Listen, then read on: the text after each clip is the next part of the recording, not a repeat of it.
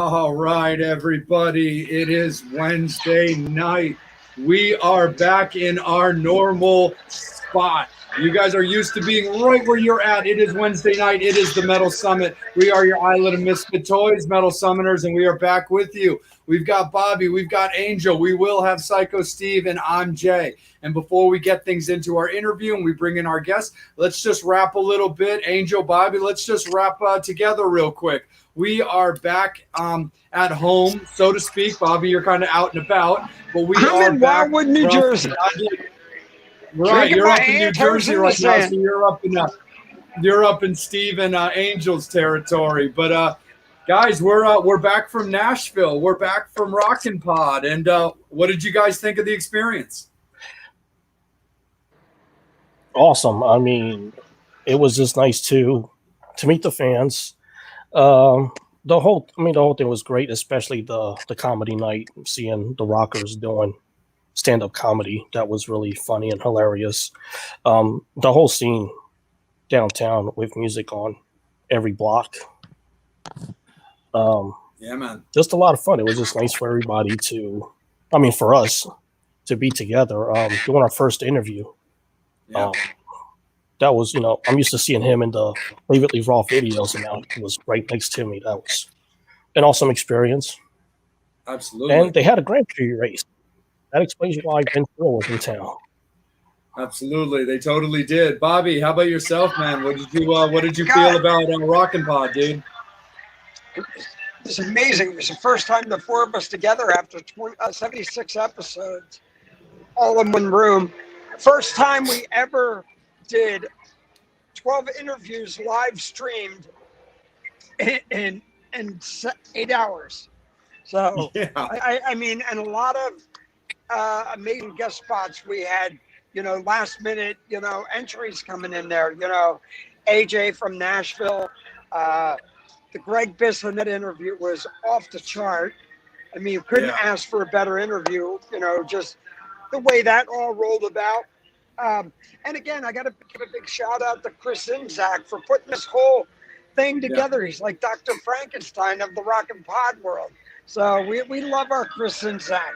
And it seems like M3, this is turning into a big family reunion every year. Yeah, man, for sure. No, it was definitely cool, dude. It was super rad. I mean, that Greg Bissonette interview that we did Friday night was fantastic. And then following that up with Vinny Appice, I mean, that's super duper rad. And then just like you said, I mean, we ripped off, 10 live interviews in 4 or 5 hours on the actual day of Rockin' Pod. And, getting to kick it again with my buddy Ace, Ace Von Johnson from LA Guns. So it was really cool to get to hang with him and spend some time with him. But also just getting to hang a little bit and, see our buddy Lonnie Hammer and, do the, all that, you bring over AJ was super duper cool, and then like Angel said, I mean, going to the Rockers comedy show at night where you're seeing, the rock and roll residency doing stand-up comedy with Don Jameson and Craig Gass, which is stuff that you're not used to getting to see. I mean, stuff like that was super duper awesome. And, and even just the little stuff we got to do, hanging out with Matt Porter, hanging out with, Candy, hanging out with our friends. And the other really cool thing is also they took the old Kiss Meets the Phantom, and then you had Don Jameson and Craig Gass and those guys doing comedy, which was kind of like science fiction movie theater 2000 meets Rocky Horror. It was a trip. It was so good for sure. And that's also definitely something that it really also came down to was finally having like the four of us, in one place doing an event like all together, where we where it had just been variations of 2 or 3 of us for the for previous shows leading up to there. Because, Bobby, you and I did a couple of Just BLE events together. You, me, and Angel did a couple as the 3 of us. There were, you guys were able to make it up with Steve to the Spyglass Winery when I wasn't able to make that one. So the fact that we were finally able to like lock it all down and get everybody together definitely made it super duper special for sure. So, definitely appreciate you guys for that. But yeah, fans, thank you so much for watching all of our interviews, chiming in every time. We're going to have a lot of those guests on full-length episodes of their own. So definitely. Before we get in, JK, I got to give a big shout out to Captain Jax here for supplying me with necessary items for the show. And anybody down in Wildwood, straight on 26th Street in the boardwalk, place rocks. And thanking them for letting me do the streaming from right on their patio, right on the boardwalk, which is rocks. Yeah, for sure, dude. Well, if anybody can meet up with Bobby there, you might get a little bit of FaceTime on the episode. So get in your cars, everybody, for sure. And a little bit of adult beverages. Exactly, for sure. Make sure that you buy a couple for Bobby, though. He's earned it. But again, fans, Metal Summoners, thank you guys so much for tuning in for all of those episodes and rocking out with us for what's been a killer year and a half so far. And us, making our way, just, cruising on up. We're 77 episodes in and going strong. And we don't have any reason to stop, and we're not planning to either. So we're going to keep going with this as long as we want to and as long as you guys are going to keep having us. But it's about that time for us to bring in our newest alumni and our newest guest for the Metal Summit, former bass player for Pretty Boy Floyd and currently with the Raskins, my good buddy and now a friend of the show. Everybody, please welcome in JK Famous. Hey, what's up, guys? Not too much, brother. So good to see you. Absolutely. Thanks again for joining us, man. It's not a cocktail; it's an apple juice. But I'm just trying to fit in with the alumni crowd. Hey, absolutely, no problem. We've had some alumni crowd that aren't much for drinking, and then we've got our guys like Doug Pinnick who like to do a little bit of a few things on his episode. So first and foremost, JK, thanks so much for taking some time out of your evening, man. Hey, man, thanks for having me, man. It's always great to kind of stay in the loop and stay in touch with what's going on and what's happening, where have I been and where the hell am I going? Absolutely. So let's talk a little bit about that. I mean, I followed you myself just as a fan, being that I've been a PBF fan for a long time. But then you and I met and got to know each other when you were with PBF playing the M3 festival. And then we just kind of kept touch over time. And now you're playing with the Raskins. But talk a little bit about what you've got going on right now, especially after last year was erased. Well, a lot of stuff has been going on behind the scenes, obviously, because of, the situation that, that the world had dealt with. So we've already kind of had a album with the Raskins already pre-recorded and, kind of took the downtime since we weren't able to play out live to get, a lot of the mixing done, final touches and stuff. We actually shot a new video for, some of the one of the new tracks that came out. So there's been just a lot of behind the scenes stuff happening right now. Awesome, man, for sure. Is that music video out currently? Would the fans be able to go watch it right now? Not the recent one.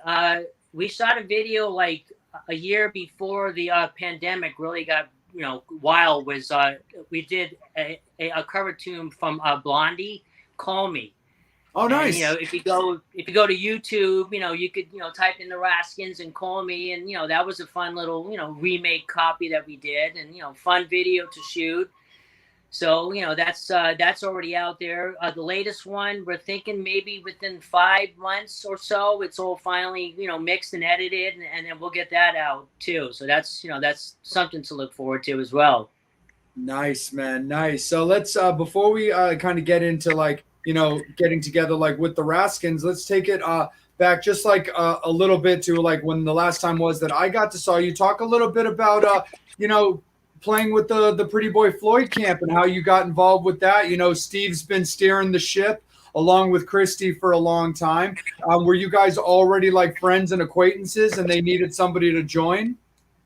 Well, actually, a long story is I actually had played with Christy back in Long Island, New York, probably in 1984 or 85, believe it or not. At the time, I was a drummer, and Christy came down to try out for bass.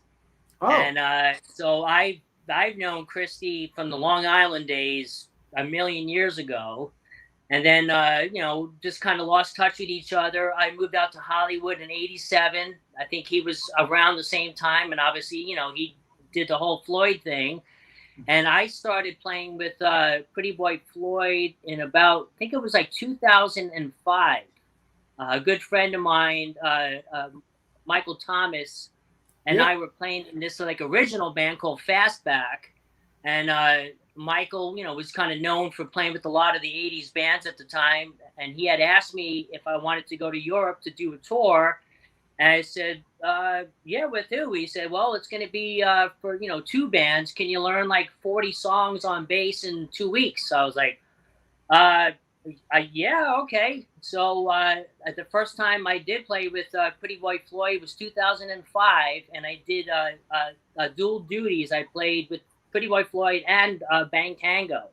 Oh, nice. So it was me and Michael and Timmy on drums. We were the backing band, and we came out and knocked out 2 sets each night. And there was, I think, like a 2.5-week tour. It was Pretty Boy Floyd, Bang Tango, and Enough's Enough on that tour. Oh, so that's super duper cool. Nice. That was, a great, that was a great, I guess, tour that led to, me kind of just moving on, playing with, Pretty Boy Floyd since that point. Nice, because then as you continue playing with him, you guys picked up at the time the late great Ben Graves on drums, and you and Ben were Steve and Christie's rhythm section for the most recent album, Public Enemies. Exactly. Yeah, I mean it's really a shame what happened with Benny. It's like we were touring roommates. So we got to, get real close, bonded. So, when he took ill, man, it was really difficult. And obviously, very unfortunate what had happened to him. But yeah, that was a great lineup with me, Ben, Christy, and Steve. And, we got to play a lot of cool big events. And, that was a good solid band. Yeah, man, 100%. And before I start bringing in the guys, what do you remember about recording the album? A lot of late nights. Some of the stuff was already, kind of left over from Leather Boys recordings that, kind of got revisited. So some of the tracks, was, mostly pre-mixed, just kind of went in and kind of re-edited it and, spiced up some things. So, just with any recording, it's always, everybody's their own biggest critic. My bass doesn't sound good on that track. I want to do this and do that. And at some point you just say, it's good enough. Let's just, let's get it on out there. And the intention was that was Leather Boys Part 2 is what we were shooting for. Nice, man. Right on. Well, Bobby Dreyer, it's about that time then, Empress. Let's bring you on in here. Yeah. All right. So the big thing here, James, with the difference between the two bands right now, how would you do the comparison with going from more or less a glam rock to the style you're doing now with the Raskins? It's definitely obviously it's all rock and roll, obviously. I think probably the difference is that a Pretty Boy Floyd, they're part of a whole music scene. Through the 80s was such a huge music scene at the time. So we got to play a lot of these big outdoor stadiums, events, big 80s gathering where there's a big mass crowd for that, where it's tough for a new original band to go out to tour, to do their thing, without having the built-in support of 30 years. But as far as musically, I mean, I love playing with Pretty Boy Floyd, and I love playing with the Raskins. I mean, the Raskin brothers are super, super cool guys, easy to work with, and they're from New York, which I am.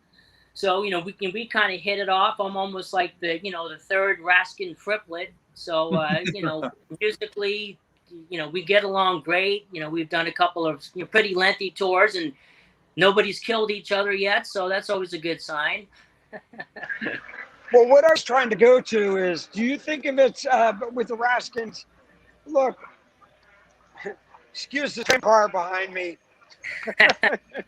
but you got to watch the train car, But what I was trying to get at with is Pretty Boy Floyd is very West Coast based, where Raskins, look, you're so. You got New York all over you. It's like having egg on your face. You can't even say. I hear the Dolls. I hear that whole CBGB vibe in there. And you mentioned about a cover that you just did with a wonderful woman who played in all over, especially at CBG, Blondie, doing a Blondie cover. Absolutely. And you got, Clem Burke there, which is probably one of the best drummers in New York right now. Excellent. As always. Yeah, he was an amazing drummer. But yeah, I think obviously, Pretty Boy Floyd was an 80s glam band from Sunset Strip at that time. And, the Raskins, without a doubt, is a New York band, Roger and Logan, born and raised in Manhattan. I'm from Long Island, New York. And of course, I grew up loving Kiss. I loved the New York Dolls. We loved the Ramones. And I think that our edge comes out from our musical likes that we've all grew up with, for sure. So it's definitely two different sounds. I would say probably the Ramones are maybe a little bit more, I guess, more the sound that we would like to go for, more like a punky edge for sure. Definitely has got a little bit of a Bowie-esque, a little Iggy thrown in there. A good friend of mine who's from New York, Earl Slick, and you guys definitely got that, I ain't taking no from anybody. I mean, that's definitely a compliment. I guess, we try to wear our New York on our sleeves, I remember we did a tour from the West Coast to the East Coast, and we played literally down the street where CBGB's once was. And after the gig, we had to drive by the place, and we all took pictures out front of the place. And, even though it's physically not there, but just the vibe, it's in the concrete. It just comes out. And, just to think about, Blondie was here, and the Ramones and the New York Dolls and, Talking Heads. And yeah. I wanted to lie on the concrete and absorb as much as that energy as I could. That's so cool. No, for sure, man. Like one of the times that me and my buddy Bob went up to New York, we went into CBGB's, as it now stands as like the clothing store that it right. is. I forget exactly what the store is off the top of my head, but it was cool. That was my buddy Michael Houston. Michael H. worked with Houston and everything, but his band who played up there and everything. He bought it, and all the clothes he sells, he does for Ronnie. I have a couple things that I got from him, but great guy. Now he's living in Florida, but yeah, his shop is badass.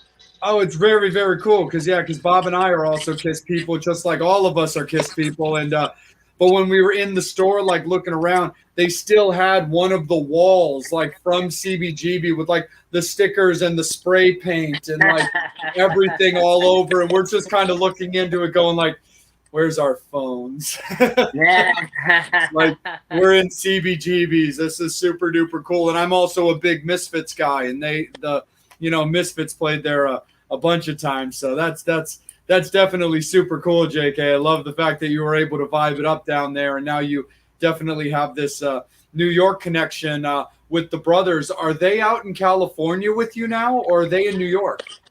They're actually back in New York at the moment. They're kind of East Coast, West Coast. They've been there for several months, just kind of handling business and, visiting family out there. since we weren't able to, go out touring and whatnot. So a lot of stuff you can do all, through the internet, digitally recordings and stuff. So they're probably going to be coming back sometime next month. We have a couple of things on the roster to, start kind of finalizing. We have an upcoming photo shoot that we're going to be taking, for some new press release. So, like I said, let's face it, the last year plus has been tough for everybody, For sure. I've probably spent more time working on my 55 Chevy than I have playing my bass. Oh, right on, man, for sure. Well, we'll definitely get into basses in a little bit because I'm a bass guy. Yes. I'm a player as well. And I got to talk to you about yours. In Nashville. Oh, yeah. Bobby dropped a lot of money at Gibson that he ain't never gonna see again. So we'll talk. Yeah, I'll see it at some time. Or Yep. you can't take it with it. Exactly, 100%. But Angel, let's bring you in, my good sir. How are you doing this evening, and how are the Metal Summoners? I'm awesome. A little bit under the weather from the flight, but Sure. don't fly Spirit. You shouldn't have ate the store. I should have ate something. You're lucky you got off the ground traveling with Spirit lately. Right. Nah, I used another airline to get off the ground. Oh. Yeah, his flight got canceled twice, like just trying to get to Nashville to meet up with us. Oh shit. Yeah, I think there was like 500 flights that got canceled. So it's kind of rough traveling at the moment. Yeah, man. So screw you, Spirit. Never flying you again. Exactly. But I did pay off a bet in Nashville to Candy Burton, who also has a question. What is I your love favorite? those assless chaps you wore. Oh yes, me too. Drove me crazy. She wants to know, what's your favorite tattoo? For me? Yep. Probably the tiger. I think this tiger one here somehow. I think that's probably kind of my favorite. I guess kind of represents strength and courage and stuff, and that's you kind of need that to get through life anymore. So that's probably the favorite. And then I got the Pisces thing going on there. There's seem like there's never enough space to fill up what you really want, but it's you just chip away at it. My question for you is, excuse me, what's the toughest part about being in the band, and what's the easiest? Probably the toughest part is I don't know, just never really having enough time to do everything. I mean, it'd be great to sleep in and wake up and travel here and travel there, but there's a lot of hours behind the scenes to obviously write the material, to record the material, to get it released and pressed, etc. And a lot of time traveling from A to B, and then you're on stage for an hour, and then back in the van or a bus or wherever the hell you're traveling to another 5 or 6 hours. So that's probably the hardest part about it. And of course, the best part is when you're up there for that hour and you're in front of the crowds and, people are really digging what you're playing. And, that is the drug. That is, the big reward for everything that does go into it. Nice. Cool. I'll take it back up to Jay. Cool. Yeah, man, no problem. Yeah, for sure. It's definitely the way you kind of have to look at that kind of. Angel's got a hairball. Sounded a little gritty there, man, but it's all good, dude. It'll definitely wear off. Actually, before I bring it back, that was Oh, we totally love them. Absolutely. That was kind of like my thing is like physically, I've actually been feeling really great. I've just been feeling so tired over the last couple of days. I'll be like alive during my day, just enough to just enough time to handle what I need to handle. And then all I want to do is sleep. But it's true, JK, when you were talking about like, it's just like the different, like what you kind of have to go through as in like, kind of like dealing with things, building up your strengths, but then like, the rewards from like putting out music and, being creative and then, playing for fans. I mean, it definitely sets yourself up for some nice little rewards, man. Absolutely. Plus, I get to meet cool guys like you, and it's just an awesome time getting out there, meeting the fans, and meeting all these cool friends. It's awesome.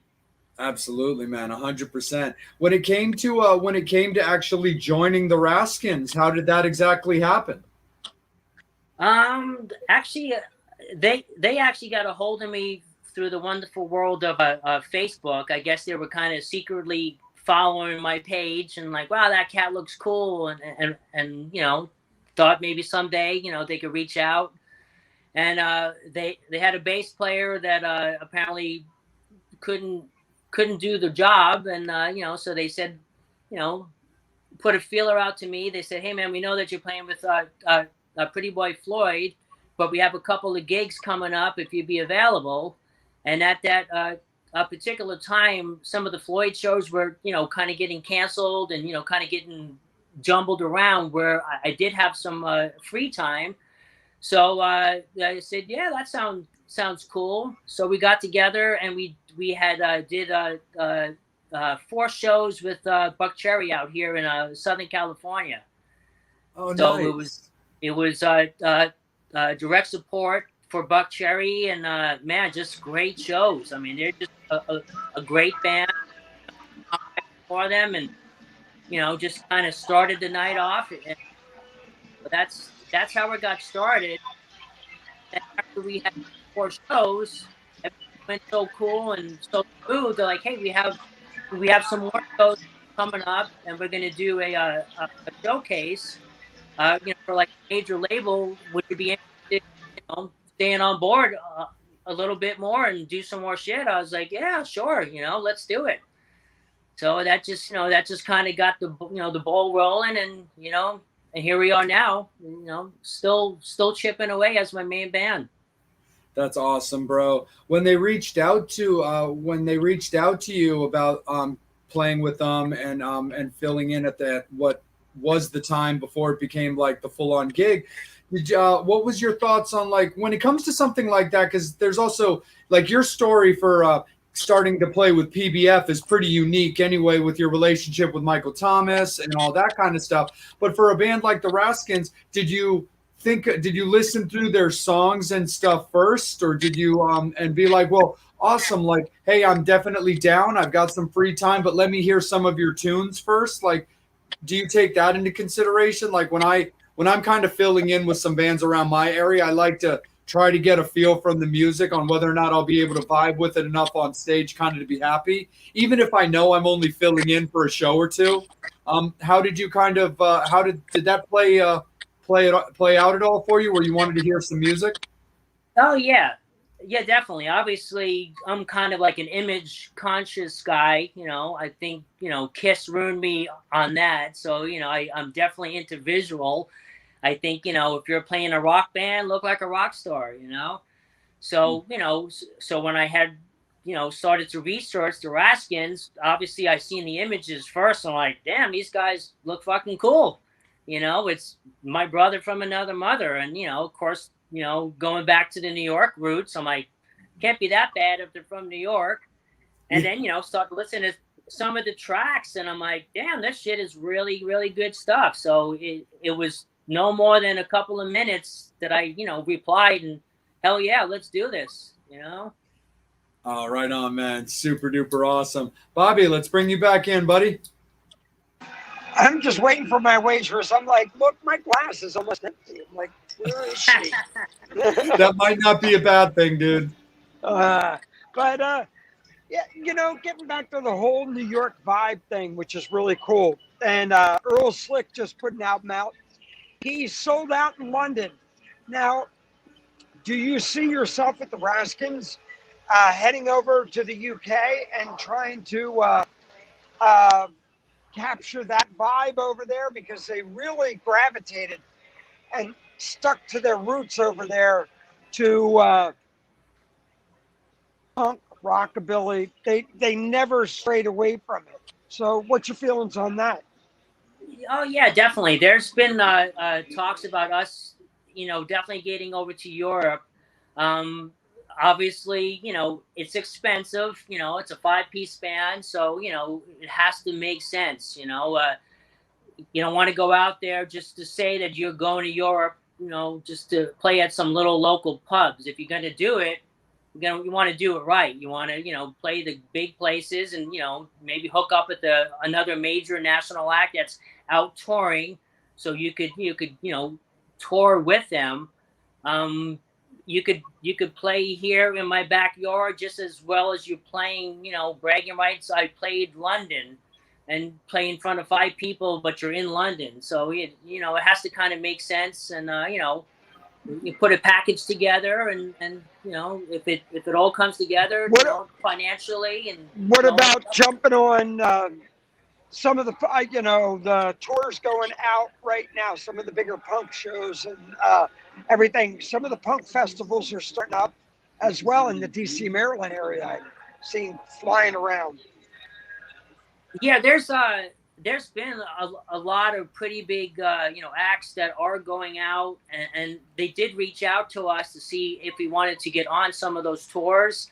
And be honest, we were getting ready to start compiling some touring, and then I don't hate to bring the big C word into it, but obviously there's been an uprise with this COVID shit that's been going on. And, we were all kind of starting to, map out, we're going to go here, play here and do this. And then now with the recent, conditions, we're trying to be smart. Nobody wants to go out and get sick. Nobody wants to go out and do 3 shows out of a 3-month tour and just to cancel it because one of the guy got sick or whatever the conditions may be. So right now, we're not in a big eager rush to get out there just to say that we're out touring. We could do that tomorrow if we wanted to, but realistically, so whether it's in the States or Europe in the future, of course that's going to happen, and it'll probably be either on like a major national tour that will be tour support, or play a couple of off shows on our own. Nice. Very cool, for sure, man. Yeah, definitely. That's very cool. But one more thing. Are you single-based or album-based? Well, that sounds like such a grinder question or something. What was the question again? I said, with the Raskins, are you guys more single-based or more album-based? Are you guys looking to, pop a single out every now and then? Like I said, you guys are doing the, the Blondie cover and that. Or are you going to be more an album-based rock and roll band? Well, obviously, we would love to be an album-based. We would love to go out and, have 5-6 major hits from an album release. That would be ideally. There's been a couple of tracks previously recorded that got some pretty good radio play. So there's been some stuff in some movies prior to me joining the band. So there's a lot of different avenues that obviously these days to get music out there. But I think we want to be known as a solid band that releases albums and goes out and does tour support for those albums. Nice. For sure, 100%. That's very cool. Yeah, that's great. Thank you, man. That was awesome. All right. And have another drink, will you?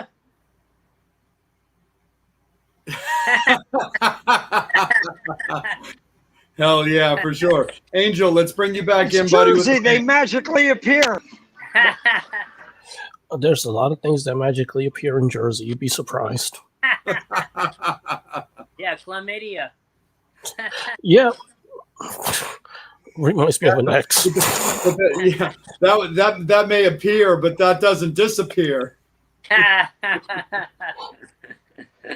Oh wait, look at this! Look what my friend the waitress brought me. Buffalo chicken nachos. Hold on 1 second. Can you post that again so I can take a good look at it? Wow. It looks like nachos. Good Lord, dude. You're gonna eat all that? He's gonna try. I need more CBD. We all do. You need more, a lot of things, bro. Angel, let me kick it back to you, buddy. It's funny. He's on mute, but I can still hear him. Tell you? I'm sorry. No, I just thought it wasn't working because I sometimes mute so I can cough my ass off. Oh, gotcha. Okay, back to Candy. She wants to know what are some of your favorite songs to play live from any bands you've been involved with. Well, I mean, obviously, with Pretty Boy Floyd songs, they're just kind of like a lot of iconic anthem songs that really, staples, with that 80s rock sound. There's a lot of great tunes, and, I love playing all those songs. And, the fans know the song, so when you're playing and, you have your, the fans are singing right along with you, that's obviously super cool. So, that's, with those guys. And obviously, with the Raskins, there's a lot of really, really catchy songs, that we play as well that, you might hear the first verse or the first chorus. And by the end of the song, you walk away and you're probably humming the songs. So it's all about kind of writing the hook. That's really cool.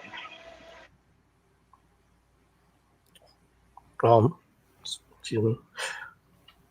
Just bear with me. I'm just trying not to cough. My No, you're question fine, buddy. is, when it comes to songwriting, what's the method to your madness? When it comes to songwriting, do you come up with a riff? Do you come up with a title? Do you get together with somebody, whoever's in the band, to write with them to get things started? Most of the writing comes from the Raskin brothers, Roger and Logan. Obviously, they spend the most time together. So, they'll come up with, riffs and, lyrics and whatnot. And then we'll get into the rehearsal studio and, they'll start playing some riffs and everybody starts kind of putting their, their flavor on it. I'll start noodling with the bass line, the drummer will start kicking in with the beat and Jet, the guitar player, he just has that magical spice up on top of everything. So there's really no steady way how we kind of write stuff. I mean, I'm a sloppy rhythm guitarist also, so I'll come up with a couple of different scratchy riffs, and we always talk about hey, it's open forum. If you have any riffs that you have, bring it on down. And sometimes we'll take a piece of this and a piece of that and put it together, and you don't know really where it's coming from, but it all just kind of morphs together. Nice. We got a question from Susan Burton. She wants to know, are you going to play in Canada anytime soon? Unfortunately, probably not anytime soon. I know the band has played in Canada prior to me joining the band.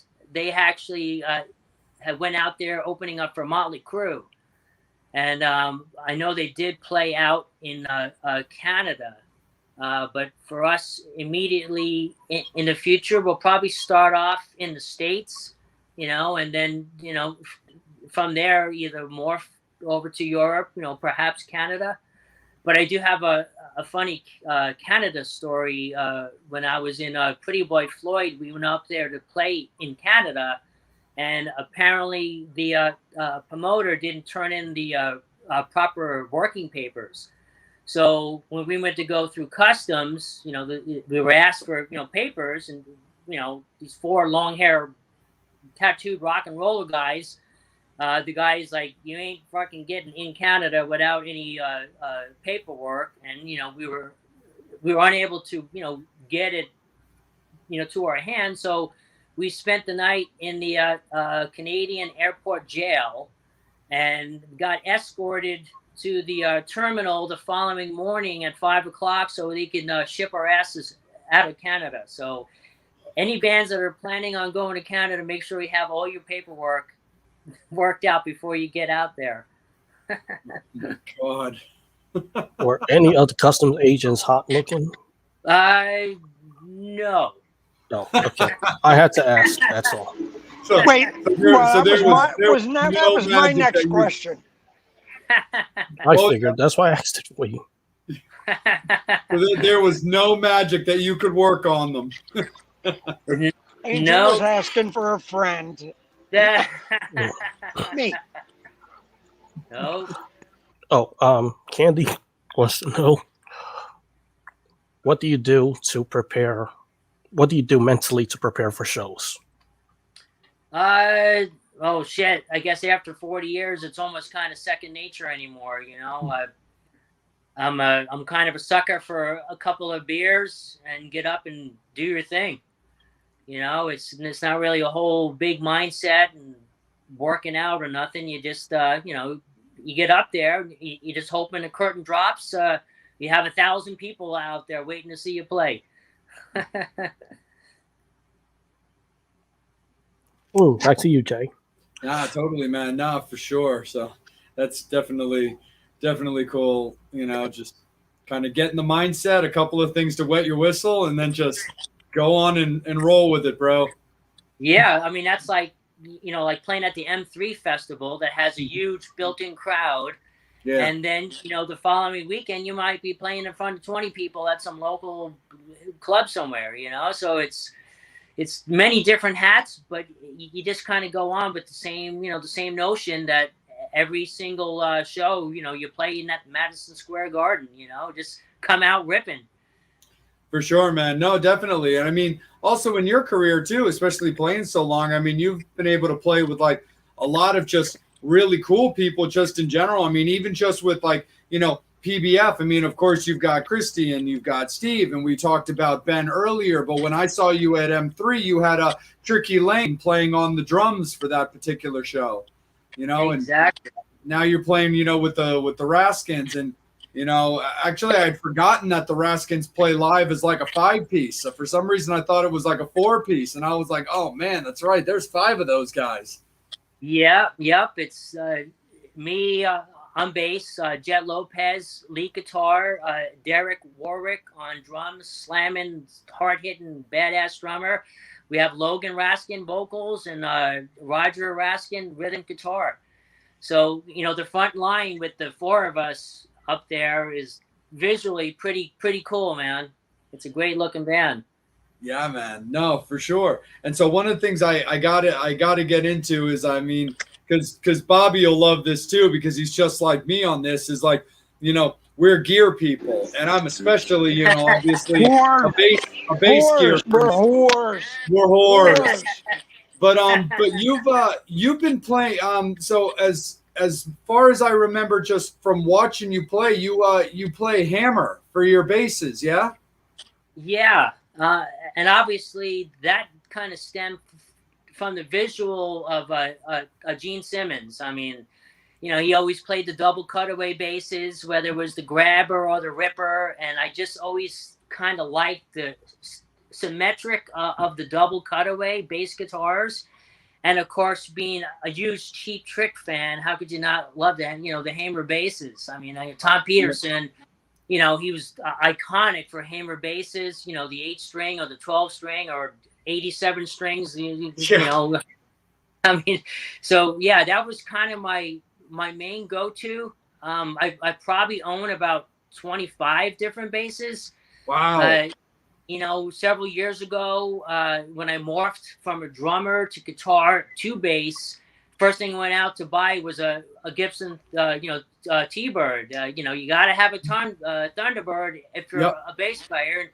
So I got the white one, and then I had to get the Nikki Six one, and played those for for a while, and then it just never really felt right. I think my 5'7" stature with a big gigantic Thunderbird bass was just so big, and obviously if you have black hair and you're playing bass and you play a Thunderbird, everybody's what are you trying to be, Nikki Six? Uh-huh. So I was like, I'm gonna scrap that. So then I think I morphed to the Fender P basses, which Didi Ramone can't beat a white Fender P bass. Sounds great. And then I got into some old Gibson Les Paul basses. It's the Les Paul Triumph. Wow. They're short scale basses, and I love them. The only problem is I've taken them on tour before, and I have one bass that's worth about $4,000. It's a 1976. It's a super rare color. And I was walking around, I think London Heathrow Airport with my dual bass gig bag. These basses weigh about 15 pounds a piece. And kind of realized I probably don't need to take $10,000 worth of basses on tour and weighs 30 pounds. And sometimes, terminal A to terminal B is 40 freaking miles. Yeah. So I was like, I need to kind of re-strip down. So I was skimming through, I don't know, Craigslist or eBay one time, and I seen the Hamer pop up. It's like, son of a bitch, that looks super cool. And it was only like a $400, $500 bass. I said, let me go, let me check it out, and got it home and played it and just loved it. It has a thin neck. It's got the Music Man pickups in it. Oh, okay. So it has a great, dude, it sounds great. It plays light. I said, if it gets stolen or lost or broken, it's not gonna kill me as my old vintage Les Paul basses. So that's how it kind of morphed over to the Hamer, and it just kind of became my standard Pretty Boy Floyd bass. Nice, dude. That's super duper cool. But no, I definitely understand, because like over here, I've got, a bunch of, I've got like my Thunderbirds, and I've got my, my BC Rich Warlock, from the old Motley Crue days and stuff like that. And I've got that kind of stuff. And, I'm the same style. I mean, I'm only 5'10". I'm only just a touch taller than you are. And, but then it was kind of one of those things where I was like, I like those basses. They sound great. But then I was trying to find things for me that are a little bit more my style. And it's funny because my ride or die bass that I have been with for years, it's actually a silver tone. So it's got that Fender body to it. But I've always actually been I hate Fender heads. I just don't like the way they're shaped. And I'm a visual guy too. I like any kind of head. To have any kind of head. Any kind of head. There's certain kind of head that I won't say no to regardless. But when it comes to my basses, I'm incredibly picky about certain stylistic visuals. And the bodies of Fenders never bothered me. The headstock, I think, are some of the stupidest things. Always make a big enough paper bag, you put it over top, you never know who it is. Well, very, very true there, Bad Bobby, but still. Big enough paper bag, you never know what you're... Yeah. But at the same time, if there's some vocals coming through that paper bag, sometimes it'll make the visuals reappear. So, but that's actually been my ride or die. Yeah, that's actually been my ride or die for like a while now, because it's got much more of kind of a sharper style head that I thought was so much more visually appealing. I thought the string knobs were so much like nicer looking. They didn't have those big kind of clover style like pins. Right. A little bit more like just a sharper T style, which I thought were really, really cool. And so I always loved that one. But it's that same kind of thing. I was like, I need a certain amount of like visual when it comes to like my basses and stuff like that, for sure. Where I was like, I'd rather not carry around my insanely like love affair basses. I have just certain ones that I'll definitely ride a little bit with. But as far as like Tom Peterson goes, like not only am I actually going to see see them in 2 weeks because I'm actually going to fly out to Memphis in 2 weeks because I'm working with Roxy Blue, who's opening up for Cheap Trick in Memphis. But that's a great gig. So I'm super excited about that because I'll be guitar teching for Todd, their Roxy Blues singer. But also Bobby, Mr. Drea there happens to have one of Tom Peterson's basses. No way. Awesome. Yep, for sure. So he's got one of those, and definitely if you're able to either catch the show or if we're able to bring you back on in a future episode, which we'd be happy to, when Bobby's at his home studio, he'll be able to bust out that Tom Peterson to show you for sure.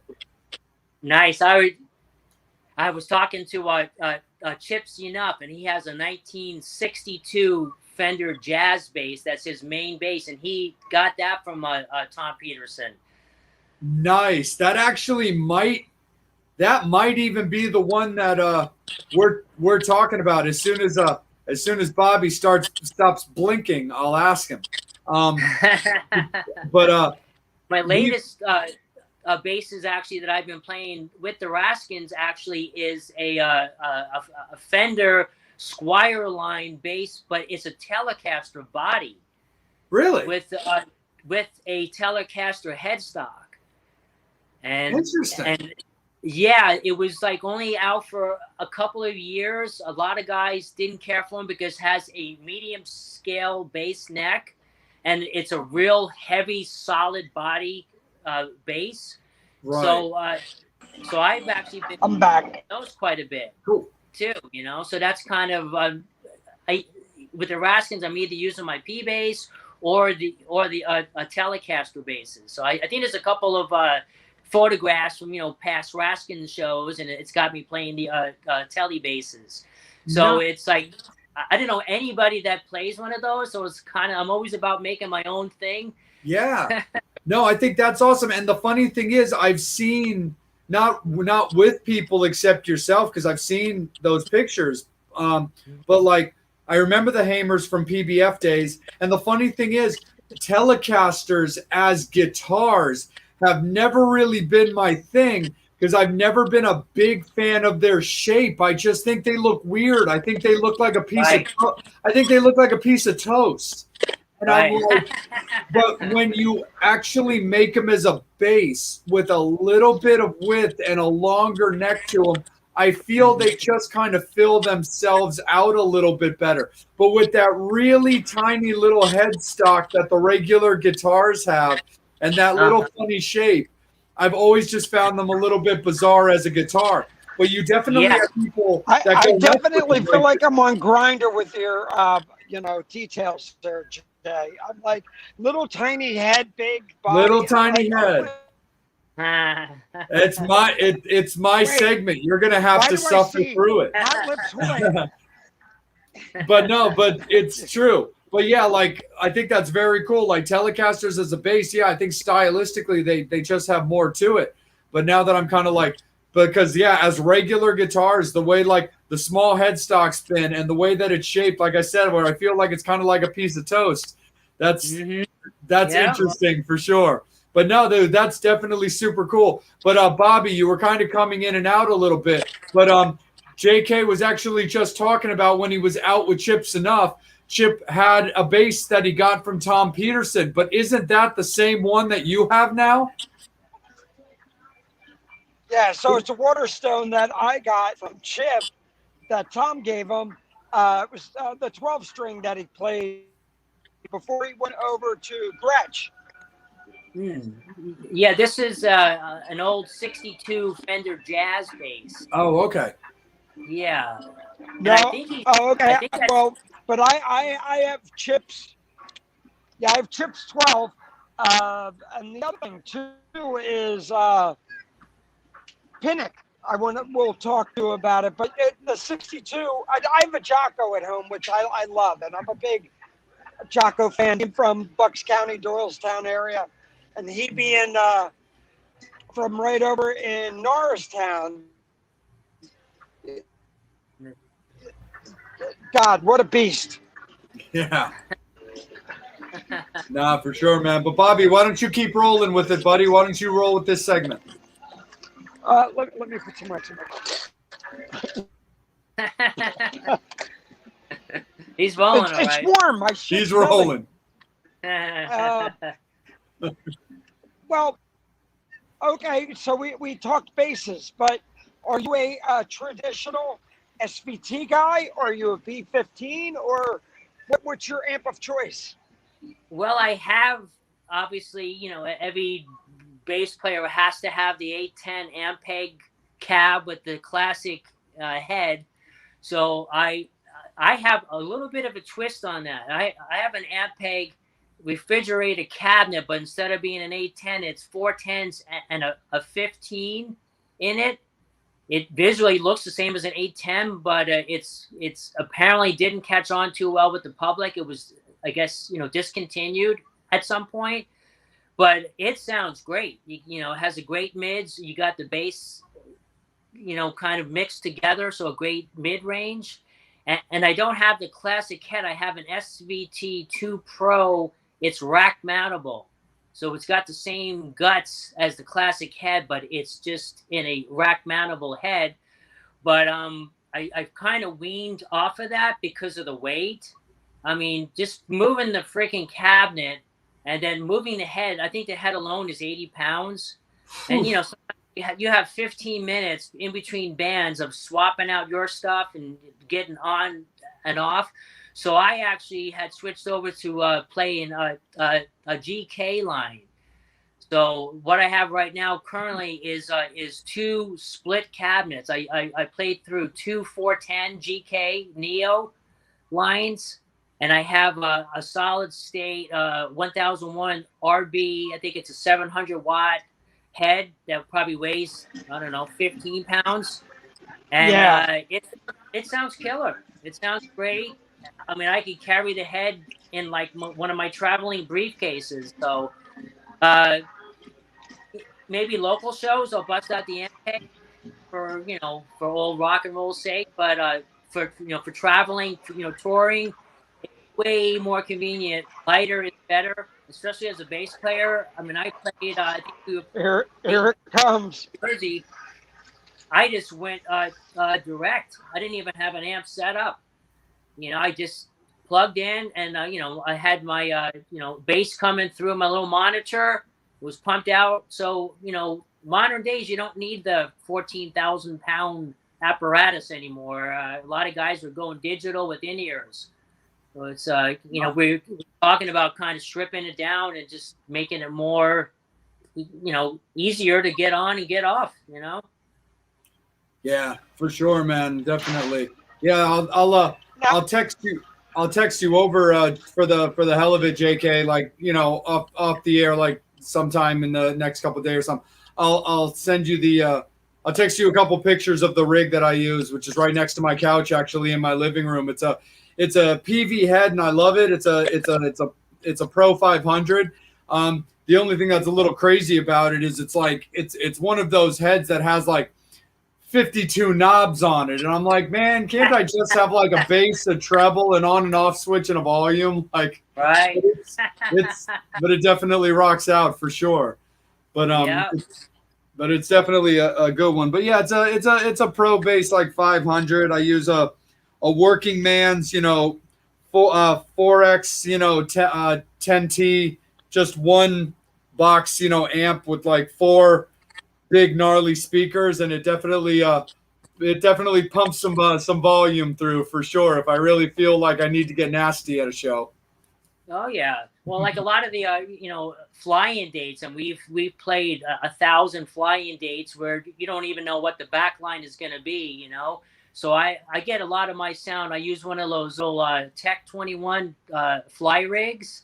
Oh yeah, and it's got a compression built in. It's got chorus. It's got a tuner. It's got some what is it? The Sans amp in there. So I've played through great shit, and I played through crappy stuff, and I just kind of rely on my little pedal board to get my sound, and it fits right in my bass case. Let's go. It's so I don't really rely so much on expecting great stuff when I play, Yeah. No, I definitely get you, brother, for sure. Angel, let's kick it back up to you then, my good sir. Bring in the fans if we got any new questions, and why don't you take it away? Okay. My question is, have you ever experimented with playing a 5 or 6 string bass? I have not actually. I'm more the rock and roll punk rock bass player. I don't claim to be a bass virtuoso. I'm a pick player. I'm a school of Gene Simmons and Tom Hamilton, Dee Dee Ramone. I don't care to be Geddy Lee or Billy Sheehan. That's not really my thing. Not knocking those guys at all. It's just not my thing personally. I'd rather do an open E and rock out. Awesome. I'll take it back up to you, Jay. Yeah, no worries, bro, for sure. Yeah, definitely. I'm that same kind of way. I mean, there's certain there's certain songs that I'll bust out my fingers for if it just kind of works for a few little like ballad type things, or just things where the chords are a little bit more straightforward, or a little bit more spaced out and broken down, or something like that. A share tune. Bobby, get that grin off your face before you even speak up. But yeah, JK, I'm a pick guy myself too, so I definitely understand that for sure. Like, and I'm a 4-string person too, and it's actually funny. So we interviewed this young girl at Rockin' Pod, Abby K. She was very cool, very smart. She's like 18 years old, and one of the questions that we actually talked to her about was 4 strings and 5 strings. And it's funny, she's like, I play 5 string because a band I was in back in the day wanted to do a No Doubt song that was in drop D. And I was so pissed off about having to tune my bass that I play a 5-string bass so I don't have to tune it between songs. And I thought that was one of the funniest but most intelligent answers I've ever heard. Yeah, that works. Yep. But I'm the same way. I tell people all the time, I was like, no, like, look, my style, the stuff I play, like the 80s glam stuff, like kind of the 69 Eyes-ish goth and roll stuff that I'm into, or like the punky stuff. I'm like, I'm a 4-string person. I'm like, look, I can't even set the clock on my microwave. Don't make me play 5 or 6 strings. Right.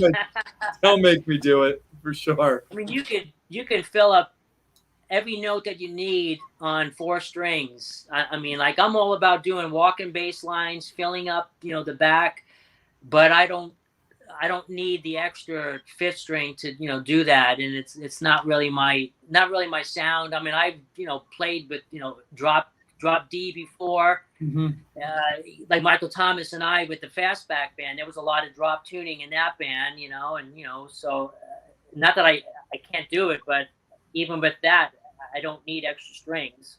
Sure. No problem. Because you can always just make it simple, and you always tend to bring a backup bass with anybody, when they play and stuff like that. So if you have a couple of drop songs, you can always just have that second one ready to go and stuff like that, and then just do a quick swap. Sure. I love the sound of the drop. I mean, I love that meaty, growly sound. Matter of fact, we're going to be working on some drop stuff with the Raskins.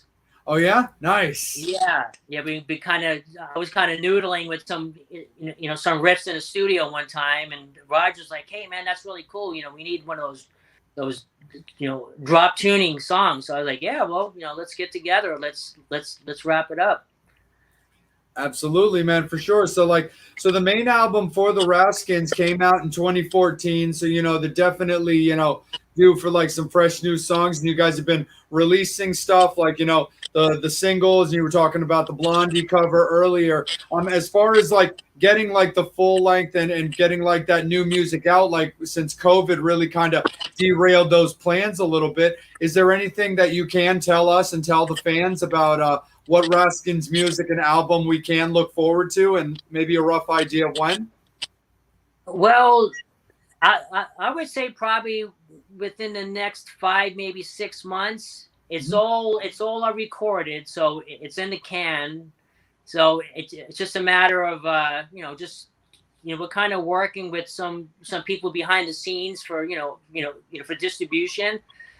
So when we get that finalized, we'll get it out there. But we're anxious to get it out there. We don't want to just lay dormant. We want to get out there, get the new music out there.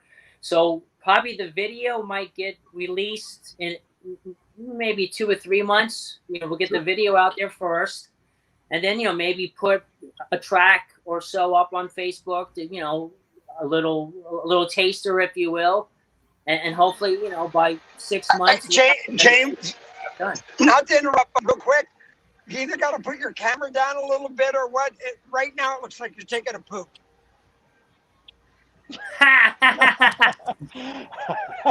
No, sitting on a chair. I just had to. I just somebody walked by and go. I'm like, people are probably thinking I'm watching fetish videos or something.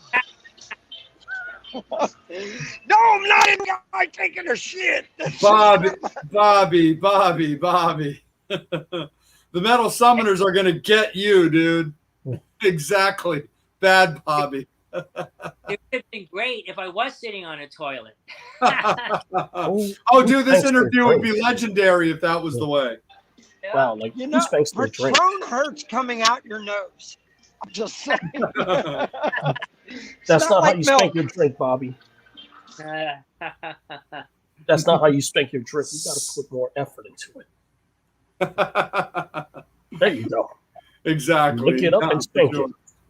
it. But no, man, that definitely sounds like super duper cool for sure.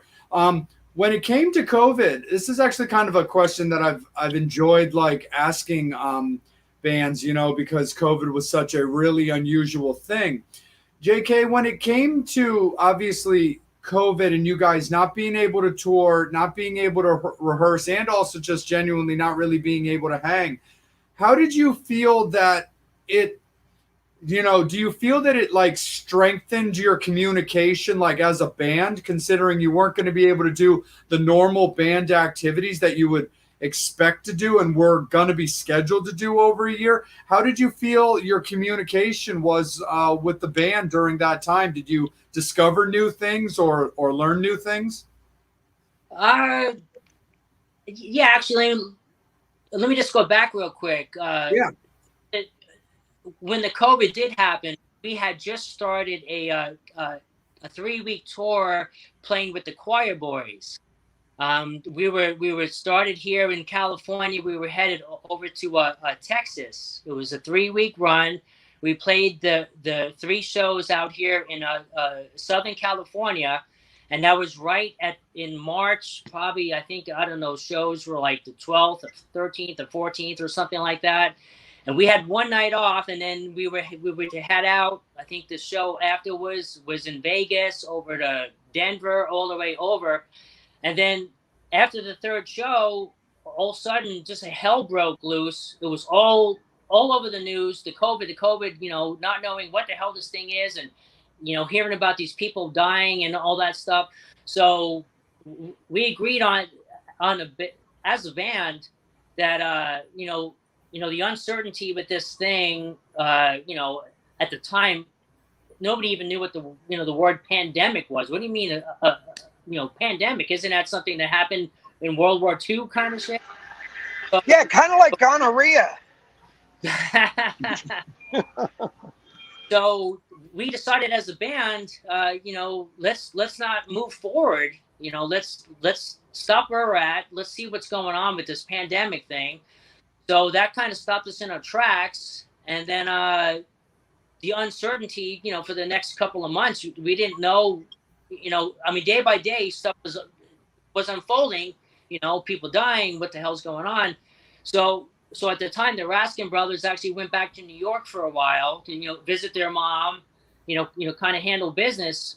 So our relationship of spending 24 hours a day touring, rehearsing, recording, went to phone conversations and texting, and et cetera. So it was definitely different. I don't know whether it didn't make us no more distant. It just kind of changed our I guess our our communication. I mean, we're still brothers. I mean, if they rang my doorbell right now, they'd come in and we'd sit down and have a big spaghetti dinner. It's so we're still just as tight. Obviously, it's just a different form of staying in touch with each other. Gotcha, bro, for sure. No, that's super duper cool.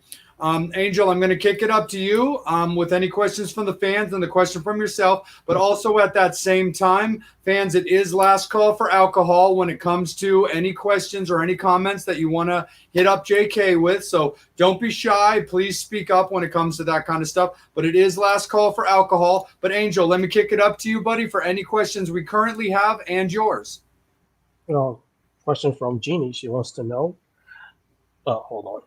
Here's the question. No, I'm not on a toilet. With the new strain Potty of the buddies. virus, with the new strain of the virus, how will that affect your touring? Well, the whole band has gotten vaccinated, so we are smart. Yeah, I know everybody has a different opinion to get vaccinated or not. I'm just saying, as the Raskins, we are all vaccinated, and we will plan on getting together to do touring. But if we're going to do that, we want to be smart about it. I mean, what's the sense of booking a whole tour with all the routing and dealing with all the clubs, and then starting it and then have to stop it again, like with the Choir Boys tour. So we'll get out there when it's right, when it makes sense. I mean, obviously, there's been a lot of big festivals that have been going on, and we'd love to get out to do it, but just not yet. We all have spouses and family to consider. It's not just a matter of 5 20-year-old guys going out there roaming the streets of Hollywood. We're responsible, smart, intelligent people, so we want to do what's right. So that's why in the meantime we've been recording, shot the video, and just moving on just keeping ourselves busy with other stuff at the moment. Awesome. Bobby just reminded me about spanking your drinks. I did get a spanking in Nashville. It was a single one, but next year I'll have to bring some stuff to get more. It's Bobby's fault. He's a bad influence on us. He's the worst. He's the worst influence. See, he laughed. He couldn't take the heat. Those buffalo nachos are probably getting to him now, and he was giving JK a hard time. See, now he's on the toilet. Exactly. Hey, there he is. Hey, we were just saying how much we love you. Oh, you know what it is? It's all these millennial fuckers on their goddamn phone. They're sucking up my internet. Oh, we just figured those buffalo nachos suddenly hurt you. Oh my God, no! Who they're gonna hurt later is my sister and niece in the room with all these margaritas. I'm gonna be by. Don't think there's Casper in the room with the way the sheets be flying around later. Oh my God! Oh my! And I'm lactose. Look, I'm at the Jersey Shore. You can't go home without having waffles and ice cream. So, buckle up, sis. I love you, but hey, too sweet. Oh, jeez, that's insane. Well, Angel, let me keep it with you, buddy. Did you have a question of your own, or was there anything that popped up from the fans? Yep. David Lucas says, I hear you are a car collector. Mm-hmm. Yes, I am. I'm fortunate enough to have a 1955 Chevy Bel Air sedan 2-door. And I probably replaced every nut and bolt on that thing, and that's been my sanity for the last year and a half since the music world essentially came to a screeching halt. So I've rebuilt the motor and hot rodded it out, and it's that's my other passion. If I'm not playing my bass, I'm in the garage wrenching on something. In the future, would you ever consider writing a book on your career? Yeah, I guess I mean, I probably could. I mean, I have a lot of stuff we didn't even, really get to touch base on. I mean, real quick, I was in a signed band back in New York in 1985 called Sweet Pain. We were signed to Combat Records, and the original bass player from that band was Kelly Nichols, that went on to play with LA Guns, and the original drummer Ronnie went on to play with the band The Throbs. So, kind of a long history there. And I remember playing in the Empire Rock Room in Philadelphia, opening up for Cinderella at the time. So I've kind of had a long history of a lot of different things, morphing from a drummer to a rhythm guitar player to now the bass, and done a lot of shit. I probably met every rock and roll musician within the last 30 plus years. It's been a really super cool ride. Nice. That's awesome. That actually explains a question that I was actually about to get to kind of close things out with me. I was like, but it wouldn't have been entirely accurate. But I was like thinking to myself, I was like, I got to ask JK this question. And that was going to be like, did you play with the Throbs? And it wasn't, and I was, because that was something that I thought that I had heard. And I was like, that's super cool, because Danny, the bass player in Faster Pussycat, was in the Throbs. Right. So, exactly. Okay, so that's what it was. You were playing with the drummer from the Throbs in a different band. That's what it was. Exactly. Yeah, this was a band called Sweet Pain on Combat Records, and Ronnie was the original drummer that went on to the Throbs, and then I came in as the drummer, and then Kelly Nichols was the original bass player. And I think we played like maybe 2 or 3 shows together, all back in New York, and then Kelly had left the band, and I think that's when he came out to Hollywood at the time, and I believe he was the original bass player with Faster Pussycat. He definitely did something with Faster Pussycat for sure. And then he had joined LA Guns, I believe, when Paul Black was the singer with LA Guns, and when Tracy was kind of like, doing like almost his version of Guns N' Roses after he had left Guns N' Roses, but with his name, because Stephen Riley had come into the band after he had finished his tenure with Wasp. Right. So there was, and it's funny because the original singer from Sweet Pain, Corky Gunn, was LA Gunn's manager at some small period in the beginning. Wow. So it's, like I said, just between, what I did back in the 80s in New York, and, jamming with Christy Majors, and 84, 85, him on bass, me on drums, and fast forward, it's been a crazy story. Oh, absolutely. Well, we definitely, real quick, also, though, have to touch base on Combat Records, because Combat Records back in the day, I mean, they had a lot going on with a pretty hefty roster. Like, what do you remember? Anthrax at one time on Combat Records? Yep. Yes, yeah. I think them, Megadeth, Venom. I mean, they were definitely the heavy metal thrasher record label, and the way how we got on that label was that the A&R guy was good friends with Corky the singer. That was Michael Schnapp. So that's how we got in there, and it was always kind of like an odd mix, because we were like, New York Dolls glam band, at the time. So it was kind of apples and oranges. And I used to have an old Combat Records shirt, and I remember reading the back, and it was Morbid Sin and Venom, and all of a sudden you see Sweet Pain on the corner there. It's like, wow, wait a second, that doesn't really fit too well.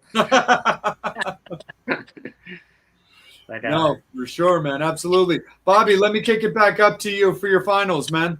All right, so I'm gonna kick this around right now. That your iconic go-to band that you guys would love to open up for, and it would be that band that you would go. Look, I just had the opportunity to see Wolfgang open up for Guns, but if you had the opportunity right now to play with anybody that said, "Hey, we want to grab you," who would it be?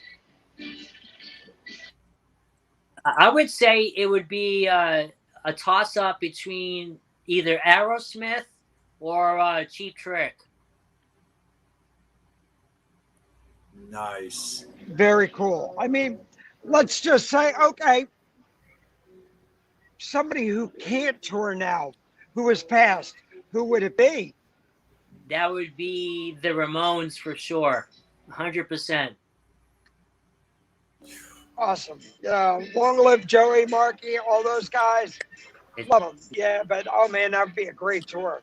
Yeah, I mean, I just love the Ramones. You know, you can't turn off the album. You put it on, you have to listen to it from start to finish. It's just, it's iconic stuff.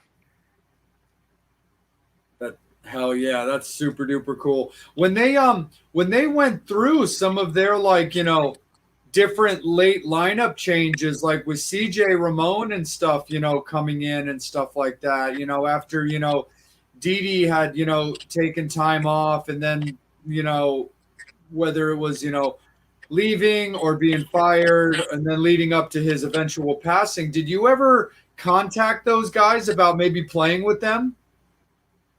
No, I guess I think at the time, I think I was probably just doing local stuff. I mean, of course, everybody kind of wants to make it in their own band.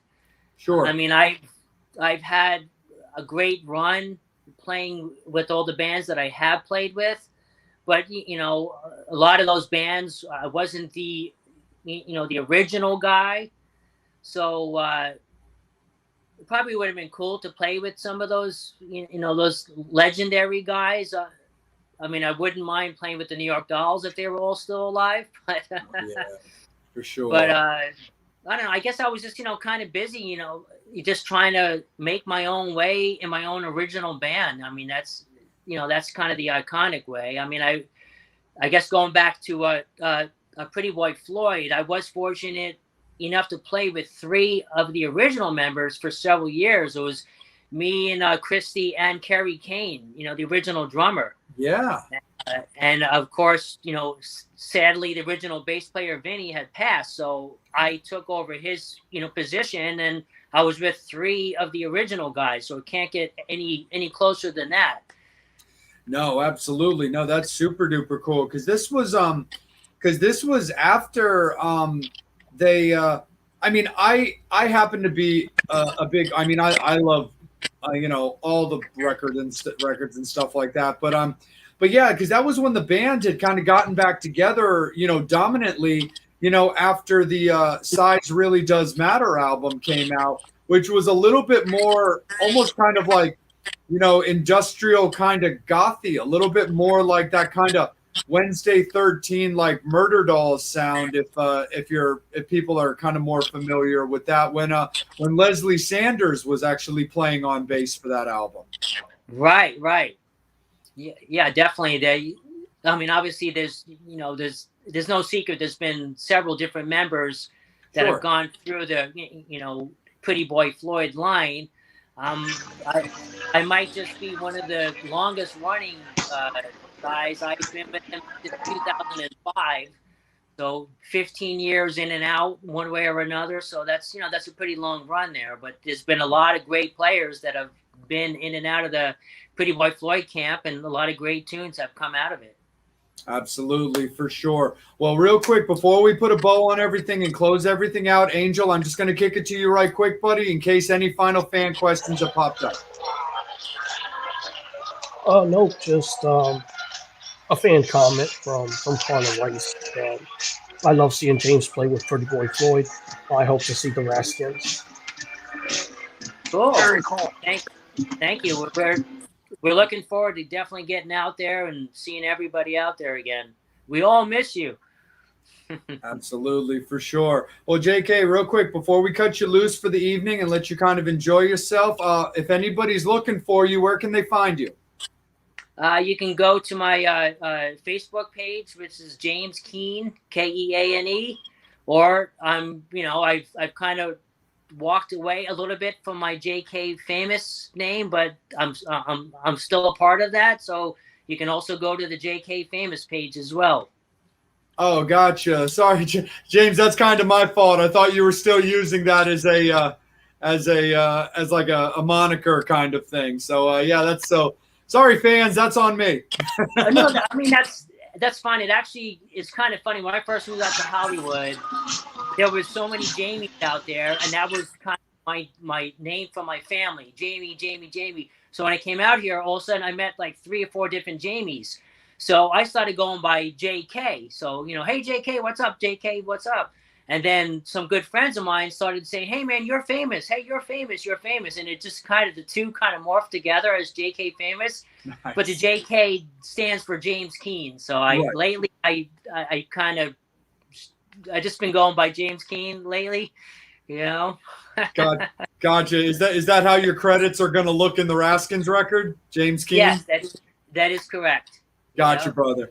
That's awesome. Well, James, I appreciate you, brother. I mean, you and I will definitely be in touch in the next couple of days, because I'll send you those base pictures just to have some fun with you. And I also I got a question. I got a question for you that I'll just ask you when we get like some down and chill time. But I appreciate you taking the time to be on the show and talk a little bit about what you've been doing and what you were doing, man.